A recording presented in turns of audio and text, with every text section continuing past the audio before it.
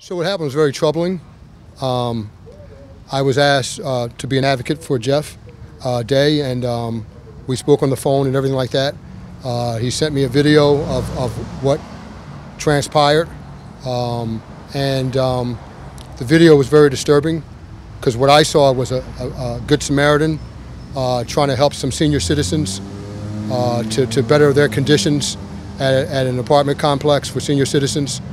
And he had arranged the meeting and everything, and representatives from the Housing Authority were there, and there was a very, very aggressive gentleman by the name of, I believe, Andrew Johnson, I believe his name is, who's, I guess, a supervisor or someone pretty high up in a very supervisory position for the city of Wilmington, which is important. And I say it's important because it seems like this is kind of a cover-up. So I'm saying it's kind of a cover-up because when I go and talk to Captain Akil, what's his name? Yes, sir. Captain Akil, and there was a sergeant there also, but what Captain Akil had to say was very, very troubling. He said he was there at the time. Looking back at the video in my mind, it seemed like officers were there from the Wilmington Police Department who were supposed to be there working to make sure everything's under control, and everything got out of the control because of Andrew Johnson. He appeared to be the aggressor. He didn't want Jeff into the meeting, and Jeff had organized the meeting and tried to explain that to him. He then tried to close the door on Jeff. Jeff tried to open the door, and then it seemed like Andrew Johnson acted, in my opinion, as a thug. He was very, very aggressive to this Good Samaritan who was just there to support the senior citizens in the building. And he ended up coming at him, Jeff, very, very aggressively. And then at some point, he looked like Andrew Johnson was going to assault a senior citizen. And it seemed like, to me, the only thing that Jeff did was he grabbed him into like a bear hug, Mr. Johnson, to stop him from beating up a senior citizen. And then what was clear to me is that Andrew Johnson then assaulted Mr. Day. And Jeff was charged as well? What was he charged? Yes, so he was assaulted by being punched in the head twice, which was clear. And then he's charged with, Jeff's charged with offensive touching. He got a phone call that he had to turn himself in. Any chance you can tell us what he's been charged with one more time?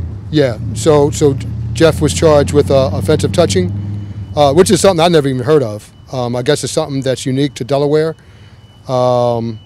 Said that he did intentionally touch Johnson, Andrew Johnson, either with a member of his body or with any instrument, knowing that he was thereby likely to cause offense or alarm to that person by means of utilizing both hands to retrain Johnson, Andrew, both arms, and utilizing own body to push Johnson. I know it sounds crazy, but this is how it's written.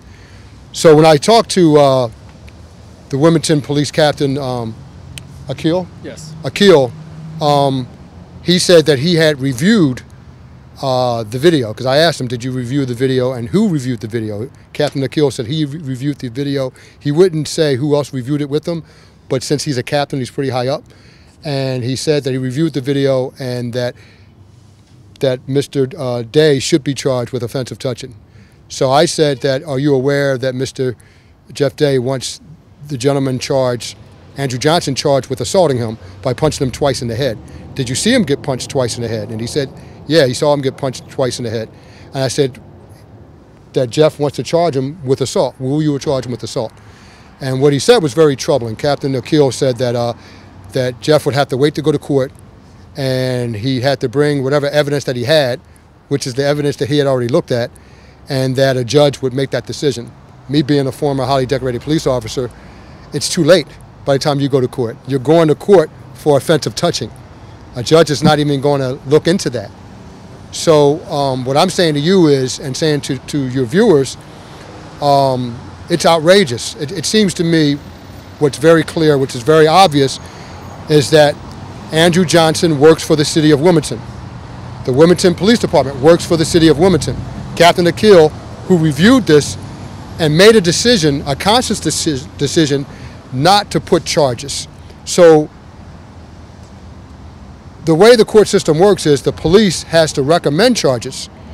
And you have Captain Akil saying that he looked at this video that Mr. Day was obviously punched in the head twice, and he was defenseless because he had his arms around the guy and he got punched twice in the head. He was assaulted. Captain Akil said that he saw Jeff get punched in the head twice, but Captain Akil is not charging the guy, Andrew Johnson, with assault. That's troubling. And it's troubling to all the citizens in Delaware.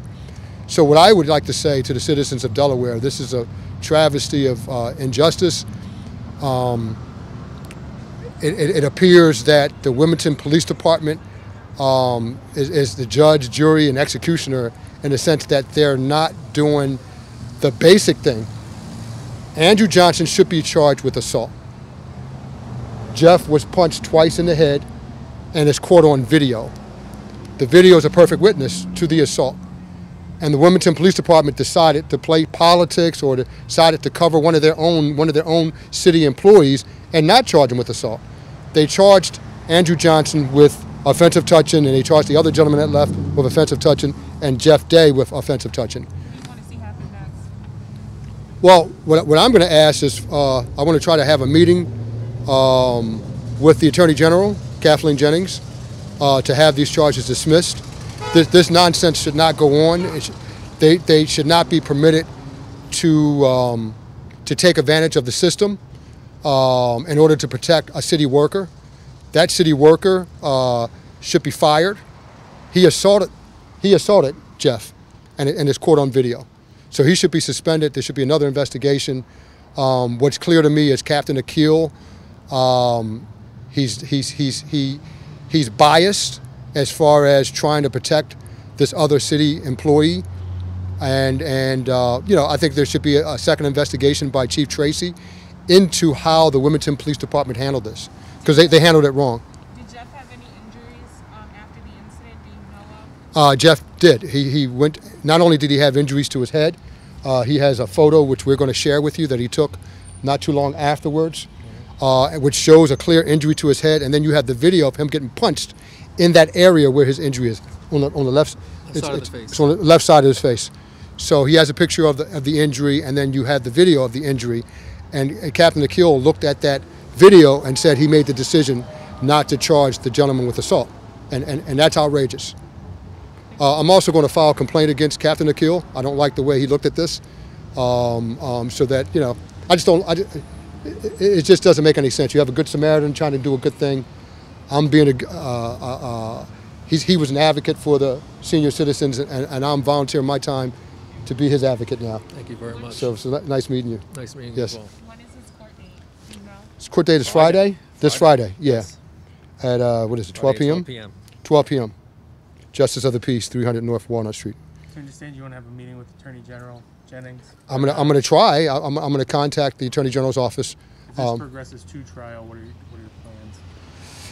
Well, I want to bring attention to it, so hopefully you guys will show up on Friday. He's going to have to get a lawyer, so I will bend over backwards to make sure that he's represented. I mean, it should never even go this far, but since it's gone this far, I'm going to help him get a lawyer to represent him. So you want to speak? How are you feeling after the? You can talk about how you feel. I went to the hospital today. I've had headaches every day since the incident occurred. Tried to just keep shaking it off and hoping that things were going to get better, and they haven't. I left the hospital today. The physicians there diagnosed me with a concussion, and as a nurse, I know rest and relaxation is really the only way to make that better, and that's a really difficult thing to find right now. And how do you feel after talking to police and hearing what they had to say about the case? I still feel confused. That's all I'm left with is confusion. I've reached out to help people. This is not the path that I saw this going down. I definitely didn't foresee any of this happening. So I just left with confusion, but left also with knowledge that I'm going to keep following up and working with the residents of Parkview to make sure that the living conditions that they're currently living under continue to be worked on and hopefully change for the better. Thank you. Thank you. Thank you.